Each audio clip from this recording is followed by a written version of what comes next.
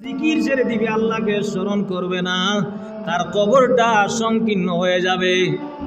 কেমন সংকীর্ণ হবে? আমরা অনেকেই জানি, কবর চাপা দিবে, চাপা। দেহের এক পাঁজরের হাড় আরেক পাঁজরের ভিতরে ঢুকে যাবে না, আউযুবিল্লাহ, সংকীর্ণ হয়ে যাবে। এজন্য নামাজের মাধ্যমে আল্লাহ তাআলাকে স্মরণ করার নির্দেশ আল্লাহ তাআলা দিয়েছেন।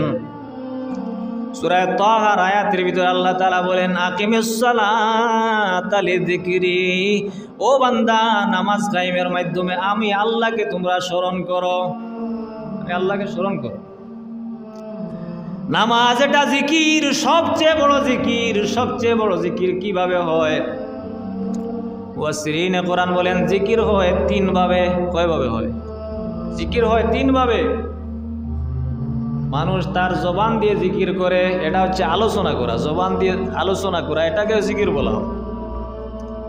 জবান দিয়ে আল্লাহ তাআলার তাসবিহ তাহলিল, আল্লাহর নাম নেয়, এটাও জিকির, জবানের জিকির। এটাও নামাজের ভিতরে আছে। নামাজের মধ্যে দাঁড়াইয়া বান্দা আল্লাহ তাআলার প্রশংসা করে, আলহামদুলিল্লাহ, এটাও জিকির।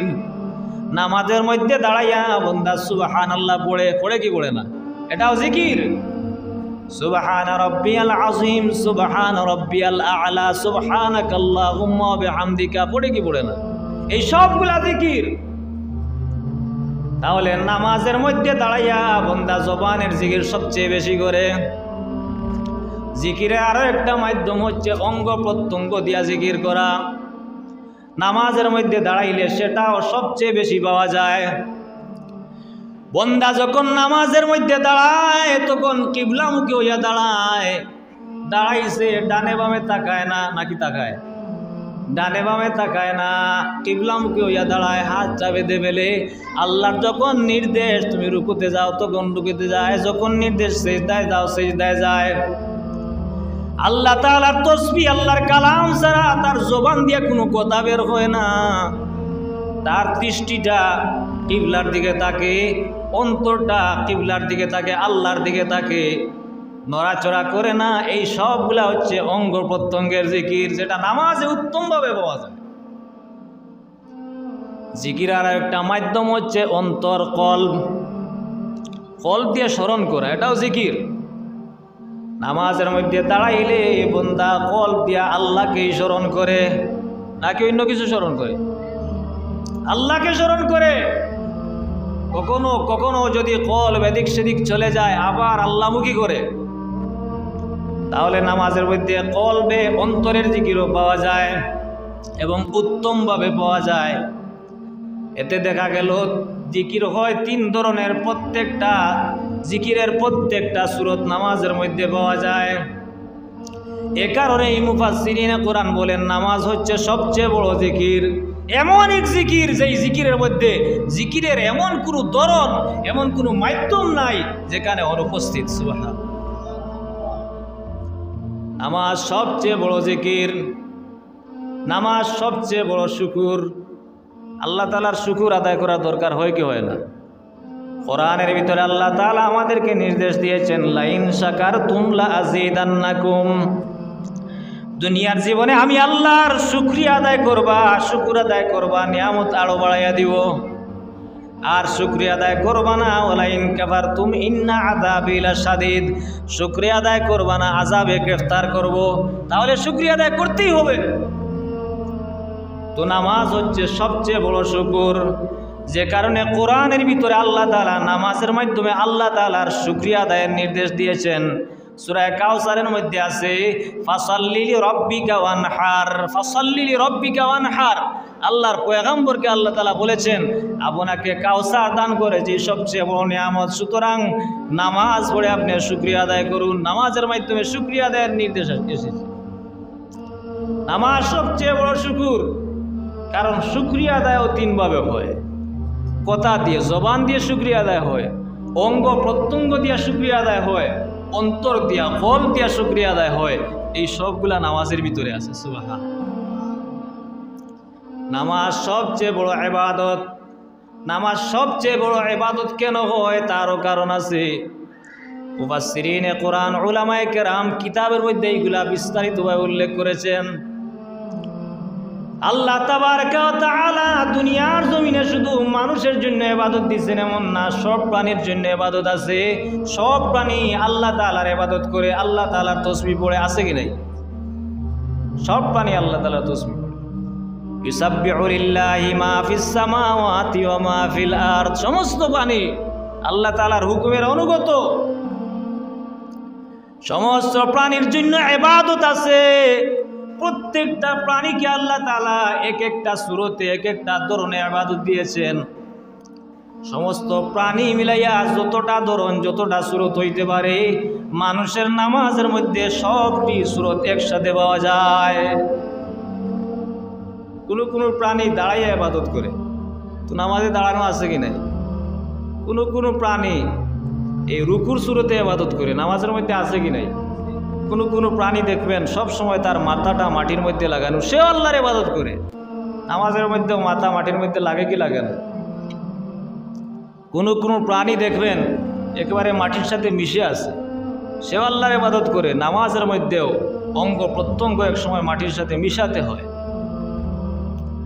কোনো প্রাণী চুপ থেকে আল্লাহ তাআলার ইবাদত করে, নামাজের মধ্যেও চুপ থাকা আছে কি নাই? কোনো প্রাণী তার জবান দিয়া সব সময় আল্লাহ তাআলার তাসবিহ পড়ে, নামাজের মধ্যেও জবানের তাসবিহ আছে। আওয়াজ দিয়ে আল্লাহর ইবাদত আছে, নিশ্চুপ থাকে আল্লাহর ইবাদত আছে, দাঁড়াইয়াও ইবাদত আছে, রুকুর সূরতে ইবাদত আছে, শায়িত অবস্থায় ইবাদত আছে। সবটি সূরত নামাজের মধ্যে পাওয়া যায়। কারণ আল্লাহ তাআলা দুনিয়ার সমস্ত মখলুককে যত সূরতের ইবাদত দিলেন, ও দুনিয়ার মানুষ তোমাদেরকে এমন একটা ইবাদত দিলাম, সমস্ত মখলুক ইবাদত করে যত সওয়াব পাবে, তোমরা ইকামতে সালাতের মাধ্যমে সমস্ত প্রাণীর সমস্ত সওয়াব নামাজের ভিতর দিয়ে তোমরা পাবে। সমস্ত মখলুকে ইবাদত করে যত সওয়াব যত সূরতে পায়, এই নামাজটা আল্লাহ তাআলা এমন দিয়েছেন সব সূরত ঢুকে গেছে। সুতরাং বান্দা যখন যথাযথভাবে নামাজ কায়েম করবে, ইকামতে সালাত করবে, সব প্রাণীর সমস্ত প্রাণী যত সওয়াব পায়, নামাজি বান্দা তত সওয়াব নামাজের মাধ্যমে সে। সুবহানাল্লাহ।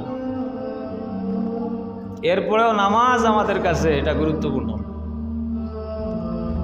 মুসলমান, আজকে মুসলমানের সন্তান আমরা মুসলমান। নামাজ এত বড় ইবাদত, এত গুরুত্বপূর্ণ ইবাদত, কিন্তু নামাজের ক্ষেত্রে আমাদের সবচেয়ে বেশি অবহেলা। কথা বলেন, ঠিক বললাম না ঠিক বললাম? সবচেয়ে বেশি অবহেলা। নামাজ পড়তে ভালো লাগে না, নামাজে আমাদের মজা লাগে না, নামাজে আমার স্বাদ লাগে না। ও মুসলমান, নামাজে যদি স্বাদ না লাগে, নামাজ পড়তে যদি ভালো না লাগে, তাহলে আপনার ইমানটাকে একটু যাচ পড়তাল করেন। ইমান আসছে না চলে গেছে? বুঝতে হবে ইমানের টেম্পার আছে কি নাই। ইমানের টেম্পার চলে গেছে, এজন্যই অবস্থা হয়। আর টেম্পারহীন ইমান নিয়া না সকরাতের সময় ইমান নিয়ে আল্লাহর দরবারে হাজিরা দেওয়া যাবে, না কিয়ামতের দিন সেই ইমান নিয়া হাসরের ময়দান পার হয়ে ফুলসিরাত পার হয়ে জান্নাতে যাওয়া যাবে, আগেই শেষ হয়ে যাবে। মুহতারাম হাজিরিন, এজন্য নামাজটা আমাদেরকে সর্বোচ্চ গুরুত্ব দিতে হবে। নামাজের কারণে আমাদের দুনিয়ার বিপর্যয় আসে, পরকালের বিপর্যয় আসে। নামাজের অন্যতম ফজিলত আল্লাহ তাআলা ইরশাদ করেছেন, ইন্নাস সালাতা তানহা আনিল ফাহশাই ওয়াল মুনকার। আল্লাহ তাআলা বলেন, বান্দা যখন পরিপূর্ণরূপে নামাজ কায়েম করনেওয়ালা হয়ে যায়, ওই নামাজটাই তাকে ভালো বানিয়ে ফেলে। সুবহান। নামাজ তাকে ভালো বানায়। কিভাবে ভালো বানায়? নামাজ তাকে সমস্ত অশ্লীল কাজ, সমস্ত খারাপ কাজ, শরীয়ত বিরোধী সব কাজ থেকে নামাজ তাকে বিরত রাখে, তাকে বাধা দেয়। এখানেই প্রশ্ন, আমরা তো নামাজ পড়ি, তো আমাদেরকে বাধা দেয় না কেন? যেই বিষয়টা আমাকে দেওয়া হয়েছে যে নামাজের প্রভাব পড়ে না কেন, বিষয়টাও তো বোঝার দরকার আছে কি নাই? কোরআন সুন্নাহ তার সমাধান আছে কি নাই? মুহতারাম হাজিরিন, কোরআনের যেখানেই আল্লাহ তাআলা নামাজের আদেশ করেছেন, সব জায়গায় বলেছেন আকিমিস সালাহ, নামাজ কায়েম করো। এই নামাজ কায়েম কিভাবে হয় ওটা বুঝতেই আমরা বুঝতে পারবো নামাজের প্রভাব কেন পড়ে না। আল্লাহ তাআলা কোরআনে অসংখ্যবার নির্দেশ দিয়েছেন আকিমুস-সালাহ আকিমুস-সালাহ, অসংখ্যবার নির্দেশ দিয়েছেন আকিমিস-সালাতা তারাফাইন নাহার, আকিমিস-সালাহ বলেছেন, ইকামতে সালাত করতে নির্দেশ দিয়েছেন। ইকামতে সালাত কাকে বলে তা যদি আমরা বুঝতে পারি তাহলে প্রশ্নের সমাধান হয়ে যাবে। মুফাসসিরিনে কোরআন বলেন ইকামতে সালাহ বুঝার জন্য একটা উদাহরণ আমাদেরকে বুঝতে হবে। আমাদের বিখ্যাত একটা তাফসীরের কিতাব আছে, আমাদের উপমহাদেশের অন্যতম আলিমে দ্বীন, আমার কথা বুঝতেছেন তো, উপমহাদেশের অন্যতম আলিমে দ্বীন শাইখুল হিন্দ আল্লামা মাহমুদ হাসান দেওবন্দি রহমতুল্লাহ আলাইহি, তার লিখিত একটা কোরআনে করিমের একটা তর্জমা আছে যেটা অনেকটা ব্যাখ্যার মতো, যেটাকে তর্জমায়ে শাইখুল হিন্দ বলা হয়। তার একটা হাসিয়া টিকা আছে, যেটাকে হাসিয়া, যেটা পরবর্তীতে ভিন্ন আকারে তফসিরের কিতাব আকারেও ছাপা হয়েছে, তফসিরে উসমানী নাম। সেখানে উল্লেখ করেছেন ইকামতে সালাত কাকে বলা হয় তা বুঝতে নামাজ কেন আমাদেরকে বিরত রাখে না, নামাজের প্রভাব কেন পড়ে না তাও বুঝে আসবে। উল্লেখ করেছেন ইকামত মানে হচ্ছে সুজা দাঁড় করানো, সুজা দাঁড় করানো। দুনিয়ার কোনো একটা প্রাণী যার প্রাণ আছে তাকে সুজা দাঁড় করাতে হলে তার মধ্যে দুইটা জিনিস পেতে হয়। কয়টা জিনিস? একটা প্রাণী তাকে যদি আপনি সোজাসুজি দাঁড় করাতে চান তাহলে তার মধ্যে দুইটা জিনিস পেতে হবে। এক নম্বর, অঙ্গ প্রত্যঙ্গ ঠিক থাকতে হবে। দুই নম্বর, তার ভিতরের প্রাণ থাকতে হবে। ভিতরে প্রাণ আছে কিন্তু তার পায়ে সমস্যা, তাকে সোজা দাঁড় করাতে পারবেন? সে অসুস্থ, প্রাণ আছে কিন্তু অসুস্থ, তাকে দাঁড় করাতে পারবেন না। আবার অঙ্গ প্রত্যঙ্গ ঠিক আছে, ভিতরে প্রাণ নাই, তার কারণে যাবেন। নামাজ মানুষকে বাধা দেয়, এখানে নামাজকে একটা প্রাণীর সাথে তার তুলনা দেওয়া হয়েছে। একটা প্রাণী যখন সুস্থ সবল থাকে, ভিতরের প্রাণ থাকে আর অঙ্গ প্রত্যঙ্গ ঠিক থাকে, এই প্রাণী কাজ করতে পারে, সোজা দাঁড়াতে পারে। আর ভিতরে প্রাণ আছে, অঙ্গ প্রত্যঙ্গ ঠিক নাই, এই প্রাণীর পক্ষে কোনো কিছু করা সম্ভব হয় না। আবার অঙ্গ প্রত্যঙ্গ ঠিক আছে, ভিতরেও প্রাণ নাই, তার পক্ষেও কিচ্ছু করা সম্ভব না। এটা বুঝলে উদাহরণ দিচ্ছেন যে নামাজেরও দুইটা দিক আছে, নামাজেরও অঙ্গ প্রত্যঙ্গ আছে, ভিতরের প্রাণ আছে। সুবহানাল্লাহ। নামাজের অঙ্গ প্রত্যঙ্গ কি উল্লেখ করেন? আমরা যেটাকে আহকাম আরকান, আমরা অনেক সময় ছোটবেলা এই মসজিদে মক্তবে যেখানেই পড়ি প্রাথমিক শিক্ষা, আহকাম আরকান আমরা জানি কি জানি না? আহকাম আরকান এগুলা নামাজের বাহিরে। নামাজের এই যে আহকাম আরকান যেগুলো আছে এইগুলা হচ্ছে নামাজের অঙ্গ প্রত্যঙ্গ। নামাজের আহকামের মধ্যে একটা হচ্ছে বিশুদ্ধ কেরাত পড়া, আছে কি আছে না? নামাজের আহকামের মধ্যে একটা হচ্ছে পবিত্রতা অর্জন করা, অজু করা, আছে কি আছে না? এগুলা নামাজের আহকাম।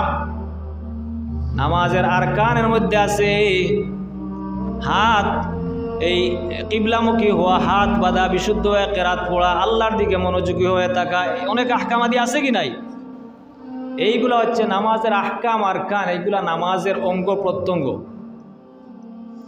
আর নামাজের ভিতরের প্রাণ হচ্ছে খুশু খুজু, যেটাই কি বলা হয় কোরআনের ভাষায় খুশু খুজু।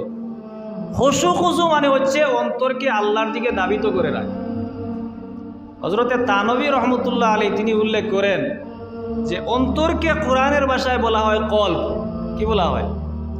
কলব। আর কলবকে কলব এজন্য বলা হয় সুম্মিয়াল কলবু কলবান লিআন্নাহু ইয়াতাকাল্লাবু। কলব মানে হচ্ছে শুধু ঘোরাফেরা যে করে, পূর্ণমান। কলবের স্বভাব হচ্ছে কলব কখনো স্থির থাকে না, শুধু ঘুরতে থাকে। আপনি আসছেন মসজিদে, কলব চলে যাবে বাজারে, হয় কি হয় না? আপনি বসছেন মজলিসে, কলব চলে যাবে ঢাকায়, বিদেশে কিংবা ঘরে। কলবের কাজ হচ্ছে এক জায়গায় স্থির না থাকা।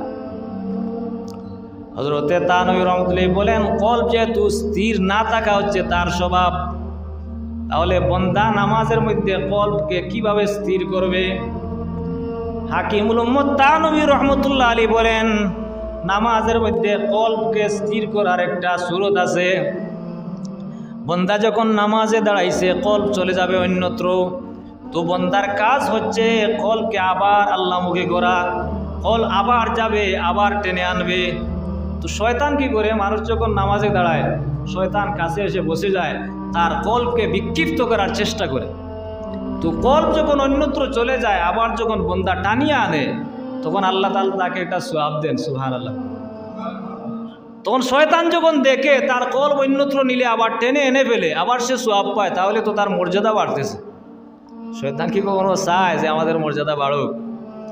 তখন শয়তান কাছ থেকে চলে যায়, মনে করে একে আর দুকা দিয়ে লাভ নাই। শয়তান যখন কলবের পিছনের মেহনত ছাড়িয়া দেয়, আর আপনি যখন কলবের পিছনের এই মেহনত বাড়াইয়া দেন, আস্তে আস্তে কলবটা নামাজের মধ্যে জমিয়া যায়। সুবহানাল্লাহ। এটাই হচ্ছে সুরত। নামাজের মধ্যে কলবকে জমানো, হৃদয়কে অন্তরকে আল্লাহমুখী করে রাখা, তার নাম হচ্ছে খুশু খুজু। আল্লাহর কোরআনের ভিতরে আল্লাহ তাআলা বলেছেন, قد أفلح المؤمنون الذين هم في صلاتهم خاشعون। খুশু খুজুর সাথে যেই মুমিন নামাজ কায়েম করবে, আল্লাহ বলেন ওই মুমিন সফল কাম হয়ে গেছে। তো খুশু খুজু হচ্ছে নামাজের প্রাণ, আর এই যে আহকাম আরকান ওইগুলো হচ্ছে নামাজের অঙ্গ প্রত্যঙ্গ। এই উভয়টা যেই নামাজে পাওয়া যাবে সেটা হবে ইকামতে সালাত। আর এই উভয়টা যদি পাওয়া না যায়, কোনো একদিকে কমতি থাকে, সমস্যা থাকে, ইকামতে সালাত হয় নাই। আল্লাহর কোরআনের ভিতরে আল্লাহ তাআলা নির্দেশ দিয়েছেন ইকামতে সালাত করো, সেই সালাত তোমাকে সব গুনাহ থেকে ফিরিয়ে রাখবে। এবার অঙ্ক মিলান, আমাদের ইকামতে সালাত হয় কি হয় না? মুসলমান এবার যদি চিন্তা করেন, দেখবেন আমাদের আহকাম আরকান বাহিরের যে অঙ্গ প্রত্যঙ্গ আছে, কত হাজারো সমস্যা আছে। নামাজের জন্য কেরাত এটা হচ্ছে অনিবার্য বিষয়, তো আমাদের কেরাত কতজনের বিশুদ্ধ আছে? নামাজের মধ্যে তাহারত পবিত্রতা অর্জন করা অনিবার্য বিষয়, আমরা কয়জন ভালো করে পবিত্রতা অর্জন করতে পারি? নামাজের মধ্যে অঙ্গ প্রত্যঙ্গ স্থির রাখা অনিবার্য বিষয়, আমাদের কতজনের স্থির থাকে? নামাজের মধ্যে কলকে আল্লাহমুখী করে রাখা, কতজন আমরা আল্লাহমুখী করে রাখি? এই যে এইগুলা যদি না করি, আমাদের ইকামতে সালাত হচ্ছে কি হচ্ছে না, অঙ্কটা তো আমরাই মিলিয়ে দিতে পারবো। ইকামতে সালাত হচ্ছে হচ্ছে না। আল্লাহ তাআলা বলেন উতলু মা উহিয়া ইলাইকা মিনাল কিতাবি ওয়া আকিমিস সালাহ। আল্লাহ তাআলা আকিমিস সালাহ, আকিমিস সালাহ, নামাজ কায়েম করো। এরপরে আল্লাহ তাআলা বলেছেন ইন্নাস সালাতা তানহা আনিল ফাহশাই ওয়াল মুনকার। নামাজ কায়েম করো, ইকামতে সালাত করলে সেই সালাত তোমাকে সব খারাপ কাজ থেকে ফিরিয়ে রাখবে। মুসলমান আমাদের তো ইকামতে সালাতি পরিপূর্ণরূপে হচ্ছে না, তাহলে আমাদের নামাজ কিভাবে ফিরিয়ে রাখবে? তাহলে কিভাবে ফিরিয়ে রাখবে? অন্যকে দোষ দিয়ে লাভ কি? সমস্যা তো আমার মধ্যেই আছে। এখন প্রশ্ন হতে পারে, তাহলে কি আমরা নামাজ বাদ দিয়ে দিব? মুসলমান আপনি কত এক হাসপাতাল থেকে আরেক হাসপাতাল যান, রোগের জন্য চিকিৎসা করেন। রোগের জন্য চিকিৎসা করার পরেও হাজারো রোগী সে আর ফিরে আসে না, মৃত্যুবরণ করে। এরপরও কি আজ পর্যন্ত কোনো বিবেকবান মানুষ বলেছে চিকিৎসায় যেহেতু বাঁচা যায় না, তাহলে চিকিৎসা বন্ধ? কেউ বলছে? মানুষ খায় সুস্থ থাকার জন্য, কিন্তু কত মানুষ খাওয়ার পরে খানির কারণে রিয়েকশন করিয়া তার অসুস্থ হইয়া যায়, এমনকি অনেক মানুষ মৃত্যু পর্যন্ত হয়। এরপরও কি আজ পর্যন্ত কেউ বলছে তাহলে আর খাবো না? বলছে কেউ? মানুষ টাকা পয়সা উপার্জন করার পরে কত টাকা পয়সার কারণে তার জীবন যায়, এরপরেও তো আর কেউ বলে না যে আর টাকা উপার্জন করব না। কেউ বলে? তাহলে বোঝা গেল বিবেকবান মানুষ কোনোদিন বলবে না যেহেতু নামাজ আমাকে ফিরে রাখতেছে না, এই জন্য নামাজ বাদ দিয়া দেই, বলবে না। বরং বিবেকবান মানুষের বিবেকের তাকাজা হচ্ছে নামাজে যেখানে সমস্যা হচ্ছে সমস্যা থেকে বের হয়ে আসা, যেখানে ভুল হচ্ছে ভুল ঠিক করে নেওয়া, এটাই বুদ্ধিমানের কাজ। এ কারণে আমাদের প্রতি নির্দেশ, আকিমিস সালাহ, নামাজ কায়েম করো। আল্লাহ তাআলা বলেছেন নামাজ কায়েম করবা ও বান্দা, নামাজ তোমাকে সব খারাপ কাজ থেকে ফিরে রাখবে। আল্লাহ রসুলের হাদিসের ভিতরে তার দৃষ্টান্ত পাওয়া যায়। একজন সাহাবী, তার অভ্যাস ছিল তিনি চুরি করতেন, নাউজুবিল্লাহ, চুরি করতেন। তো আল্লাহ রসুল কি বলছেন, ইয়া রাসূলুল্লাহ, আমি ঈমান আনবো, সব ঠিক আছে, আপনার সব কথা মানবো, কিন্তু আমি চুরি